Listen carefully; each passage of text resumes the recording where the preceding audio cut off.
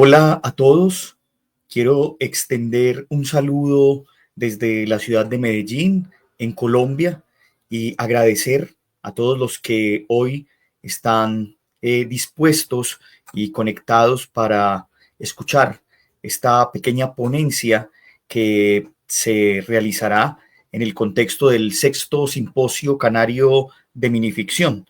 Quiero agradecer a las autoridades académicas que organizan este simposio, en especial al doctor Darío Hernández, agradecer también al jefe de la mesa que hoy preside, el doctor Rubén Domínguez, y comentarles que en este pequeño ratito de unos 15 minutos, que es el tiempo que nos permite la ponencia, quiero compartir con ustedes algunas reflexiones en la línea temática del ámbito de lo religioso y lo sacro en relación con una doctrina como el sufismo y en especial acercándonos a un personaje como Nasruddin,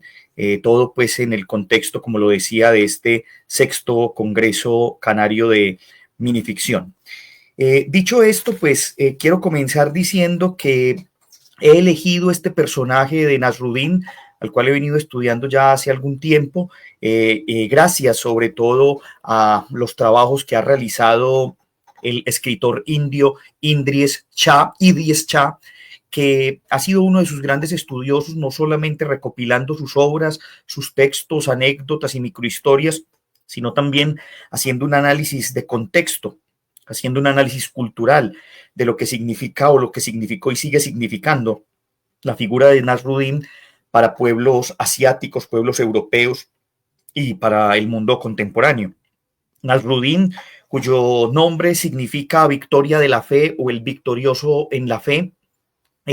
se cree que vivió entre los siglos XIII o XIV después de Cristo. Algunos dicen que nació en Anatolia. Bueno, es un poco ambigua su historia, pero lo interesante de este personaje es que es un mulá, un maestro, un referente del sufismo, una de estas corrientes místicas del Islam, que es bastante interesante, sobre todo porque quienes las profesan o quienes profesan estas corrientes o quienes las siguen, pues están enmarcados en unas categorías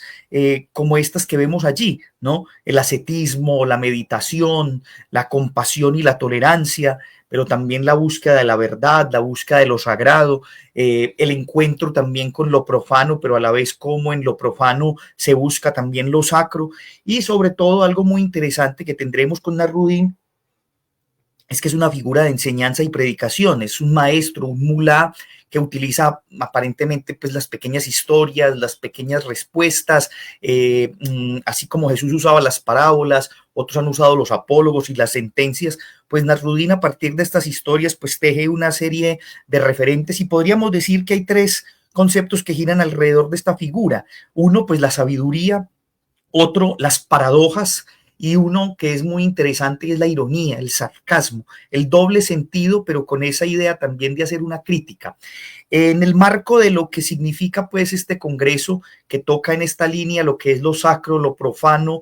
yo quisiera presentar la figura de Nasruddin a partir como de tres categorías, ¿no? El Nasruddin crítico de la estructura religiosa, el Nasruddin que presenta al mundo lo sacro, pero también lo profano, lo mundano, y el Nasruddin que con esos dos aspectos transversaliza por allí lo político y que con una crítica pues social también nos pone a nosotros, nos hace pensar en cómo muchas de estas cosas que Nasruddin dice siglos atrás o que planteó siglos atrás, pues siguen siendo totalmente vigentes. Ese primer relato que ustedes ven ahí, algo muy sencillo, donde un hijo le pregunta a Nasruddin cómo puede ser sabio y Nasruddin pues le dice, si un hombre rico habla, escúchale, pero si tú hablas, también escúchate, ¿no? Importante eso pues ya como una pequeña enseñanza moral, una enseñanza donde se ve que la sabiduría también está en uno mismo, pero hay que saber buscarla. Pensemos entonces primero en ese Nasruddin crítico de la estructura religiosa. Y esa crítica que Nasruddin hace es una crítica que está también asociada al ritualismo, esa crítica también al clericalismo o a los clérigos que se creen por encima o también a aquellos que se creen santones. Uno podría decir que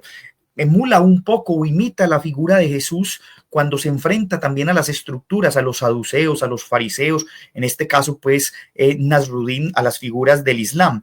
Cuando Jesús se enfrenta, por ejemplo, a los romanos y les dice dad al César lo que es del César y dad a Dios lo que es de Dios, o cuando se enfrenta a los saduceos y los cuestiona por su ritualismo, uno puede encontrar en esas historias de Nasruddin cosas como estas, ¿no? Por ejemplo, un relato llamado Funeral, donde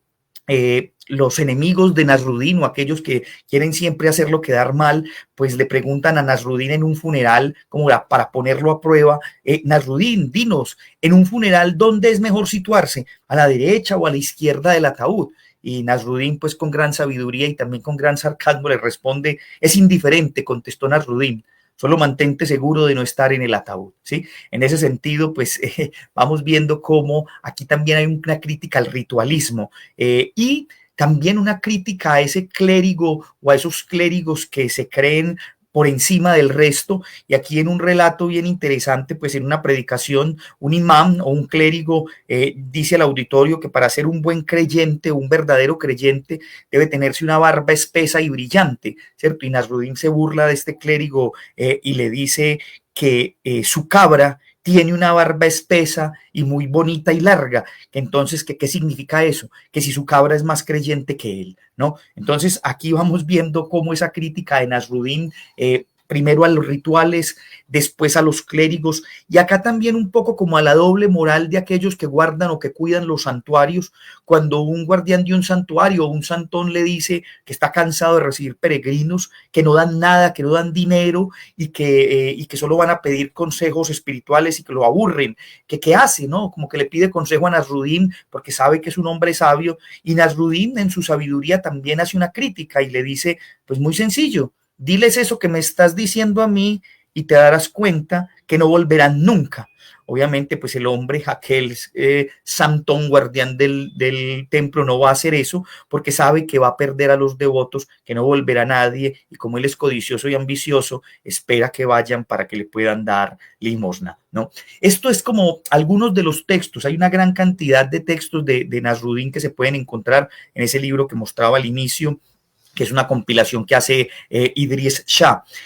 Pero aquí esto es como una provocación para que ustedes vayan a buscar como estas figuras de Nasruddin. Viene, digamos, un segundo momento donde aparece esta idea de Nasruddin como el conocedor de lo sacro y de lo profano, una figura donde podríamos decir que Nasruddin se presenta como aquel que quiere mostrar lo divino, lo sagrado en un mundo que no lo entiende o que lo define de otra manera. Y yo creo que el mejor relato es este que viene a continuación, porque nos muestra algo bien interesante.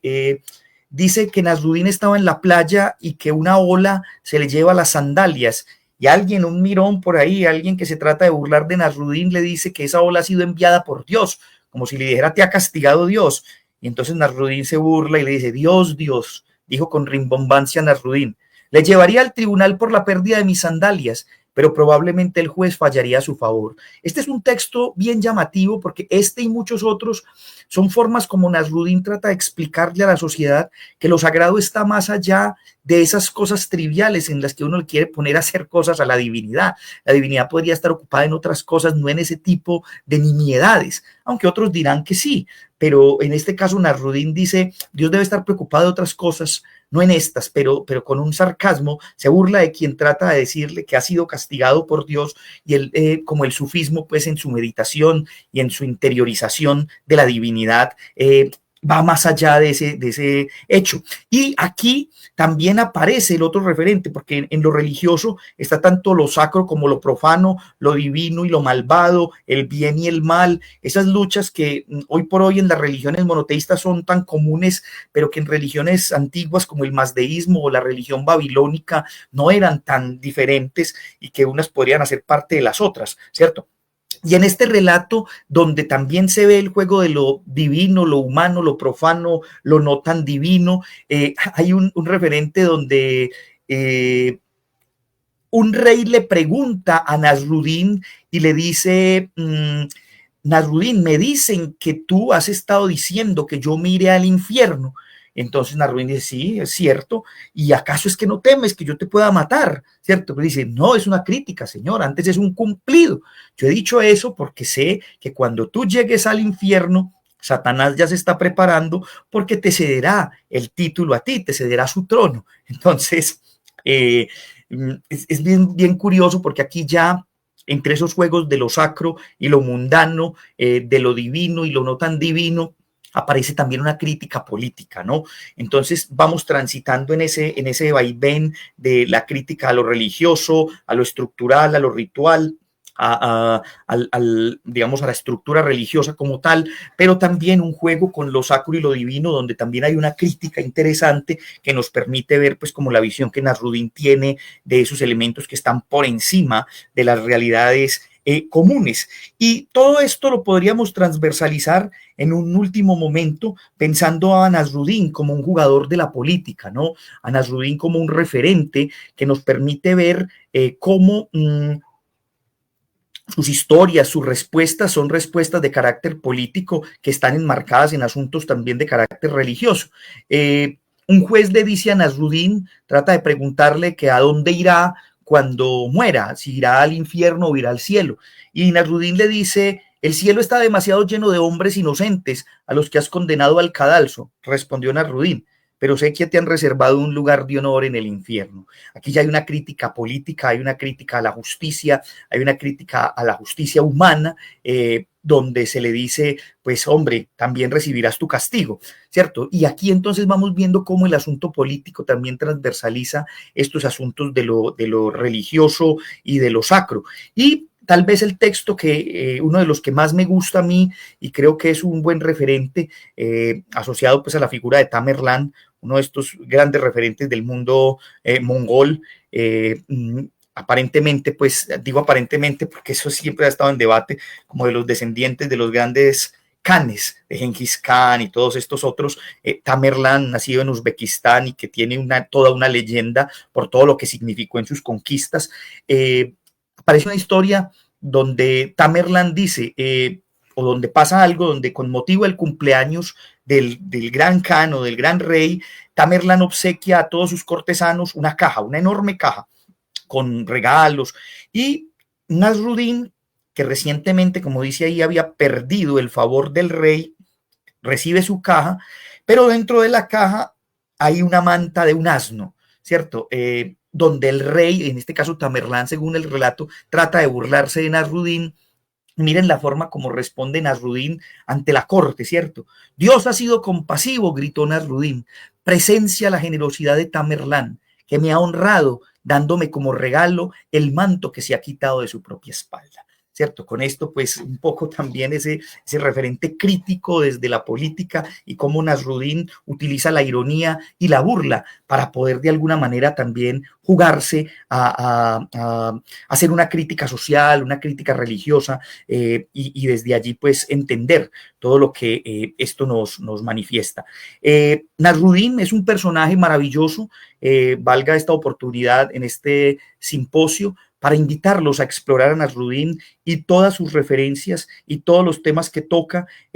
Así que no me queda sino agradecer por este espacio en el que el Congreso de Minificción me ha abierto las puertas para que podamos